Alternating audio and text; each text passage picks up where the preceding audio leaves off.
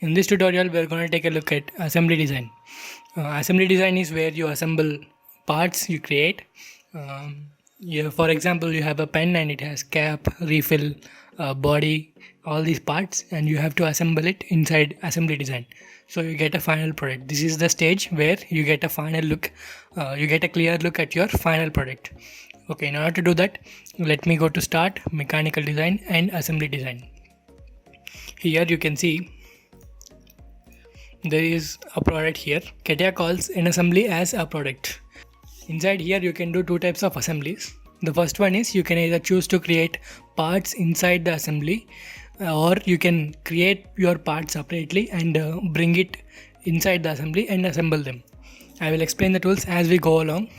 But as I said earlier, in order to create parts inside the assembly, so you have to right click on this product here, which is on the top left corner, and inside components you can choose new part, and you can see new part appears, and inside it there is part option. Here you can choose mechanical design and part design, and it will switch to the part design workbench. Here you can do sketching and all. You can basically create your part here. Instead, you can choose to design your parts outside the assembly workbench. You can import those parts. You can right click on the product and go inside the components. You can choose existing component. This will open file manager. As you can see here, I have a folder on my desktop called assembly, and this is the assembly we are going to see today. Let me import this body. I will select body and click on open. Here you can see the part has been opened, and on the specification tree it has been the name of the part is part 1 and some naming system is here. Anyway, it is better to name your parts, so keep them organized. To do that, you can right click on the part and go to properties. Here you can see instance name. I'm gonna type body, and down here you can see part number. I will say 1 and click on OK. Now you can see it has changed it to 1 and inside the brackets body, which is this body part. A good practice inside assembly design is after you import your first part, you have to fix that part so that it will be fixed inside the space. In order to do that, I will select the part, and there are some toolbars here which are hiding here. I will take these toolbars out. Yeah, this is the constraints toolbar.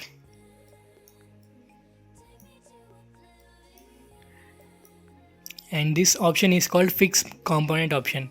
You can click this and you can see this option appearing here, which means that this part is fixed in the space. And if you observe here, there is a constraint option which appeared just now. I will click on the plus option and you can see fixed body is there. We will take a look at this as we go along. I will import another part. Similarly, I will right click on the product and go inside components. I will choose existing component. Here I will select nut. Here you cannot see the nut because it is right over here.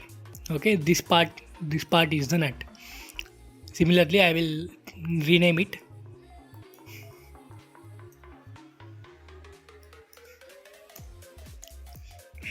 Apart from naming the parts, you can do one more thing, that is coloring your parts to differentiate them. For example, I will color this body. To do that, I will go into properties and graphic. Under here the tabs, I will select some blue color inside the color and choose OK. Now you can see the part turned into blue color. Now the second part I imported is inside this first part. I have to take it out. So in order to do that, we will use an option called move, which is this option right here. Let me take this out. If I click on this tab, you can see manipulation dialog box appeared.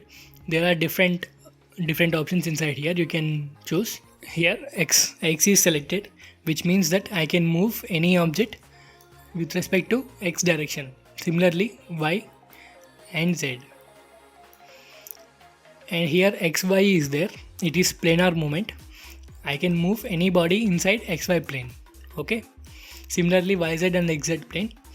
And the last row there is rotation with respect to X, which lets me rotate any part with respect to X axis. Similarly Y and Z axis. Okay, for now let me keep it this way, and in order to give constraints I will use this constraints toolbar. The first constraint is coincidence constraint, which does as it says, it is used for coincidence. Okay, I will select coincidence constraint and click on this body. You can see a line appearing, it is the axis of that part, and also on this part. Now you can see a link has been formed between these two parts. It means that these two are linked by coincidence constraint. Here also you can check it out under the constraints tab that these two parts are coincident. In order to see the changes, you have to click this button. You can see here it says update all. I will click on it and you can see the axis of these two parts are coincident. Once again I will move the nut part with respect to y axis, and I want this surface to coincide with this surface. For that I will use contact constraint, which is second option. I will select it and I will select this surface and this surface as well, and I will click on update. Now you can see this part is fully constrained with respect to the first part we imported. Now if I move any part anywhere, do anything, if I click on update, I will get the final position of those two parts. Alright, let's import another part. I will right click on product, components, existing component, screw spindle. Let me give coincidence constraint.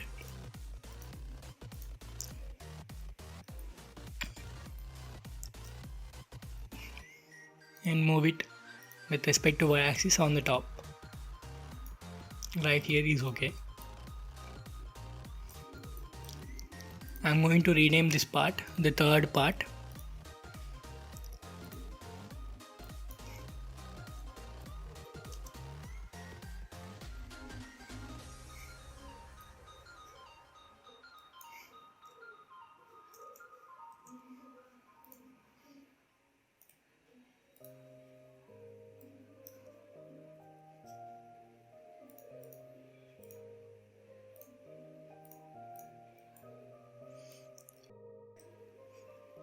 Alright, let's import the other part. I'm gonna do the rest of the assembly without voiceover, so please carefully watch it. Let's import cup, and it's right here. I'm gonna move it with respect to y-axis, and I'm going to give contact constraint again with respect to this surface and this one. I'm going to give coincidence constraint of this axis with respect to this axis. I'm going to rename it again.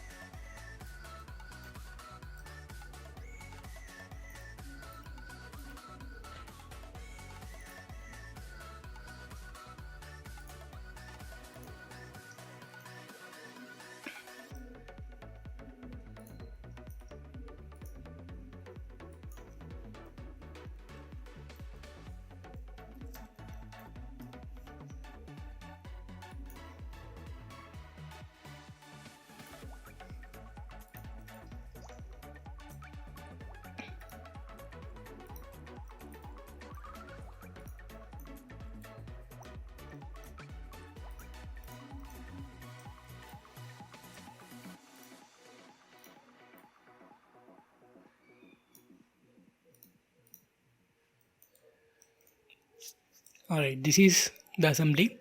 We have imported 7 parts and constrained them. You can see all the constraints here and you can see all the components here. I'm gonna hide these constraints. This is the screw jack assembly.